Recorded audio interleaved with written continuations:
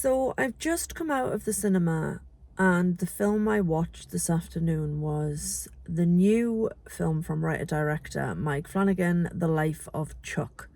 This is based on a Stephen King novella, and I didn't get it. I'm not thick. I'm definitely not thick. It really didn't do anything for me, and I feel so sad saying that because I really, really wanted to love this film. I didn't know a huge amount about it going in, but I'd seen trailers and I was intrigued and it seemed charming, and I kind of suspected that it might be a little bit schmaltzy, and I was kind of here for it because I don't mind a bit of schmaltz. You want to push all my emotional buttons? You go right ahead. I will cry for you. I will weep like a baby. This just left me feeling a bit... I can't say it left me feeling cold. I did get goosebumps. I feel like I've missed something. I feel like I've missed something massive, and that's making me feel a little bit stupid. And again, just to reiterate, I know I'm not stupid. Just didn't get it.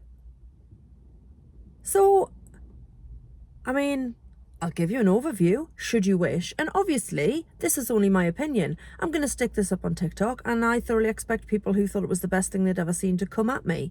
But, yeah, okay. So, we start with Act 1. It is the end of the world, kind of, but in a very subtle way. The world is just falling apart. And I guess when it does happen, it may well look like it does in the start of this film. There are a couple of characters we follow. I mean, the cast is just chef's kiss. I will say that. The cast is glorious. So, Chiwetel Ejiofor, who I have so much time for, is a school teacher. We see him chat to his neighbour, who's played by Matthew Lillard. His ex-wife is Karen Gillan. She seems to be like a nurse in an emergency care facility. They're losing patients left, right and centre. We keep hearing news broadcasts about like the internet's gone down and California's fallen away and there's a volcano in Germany. And so end times are coming. But we keep seeing these adverts for Charles Krantz, thanks for 39 great years. Retiring after 39 great years. Thanks, Chuck. But we don't understand who Chuck is or what he's retiring from. And in Act 2, we get our answer. Chuck is a person. He is a person played by Tom Hiddleston. And he is retiring from life. He is dying from a brain tumour. And then we see his life, a snapshot. We see an act of his life which is more recent, and then we see another act of his life which is his childhood, which is tinged by tragedy, but it is also filled with music and dance and love and wonder. And the film really comes alive when Tom Hiddleston dances, which he's been threatening to do on screen for a long time. He keeps dancing on chat shows. We keep seeing him shaking those legendary hips of his, and now he gets the chance to do it for reals. So, like I say, I was moved in places. I had goosebumps watching him dance, and there is scenes in the childhood part of the story.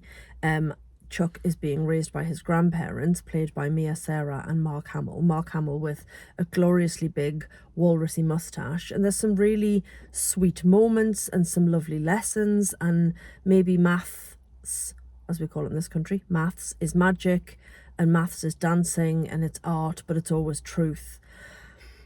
And then it just ended and I went, what?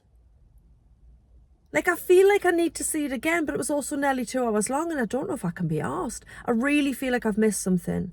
I went in there, open mind, ready to be swept away and entertained and moved and delighted, and I didn't care if it didn't make sense. I was just open to it.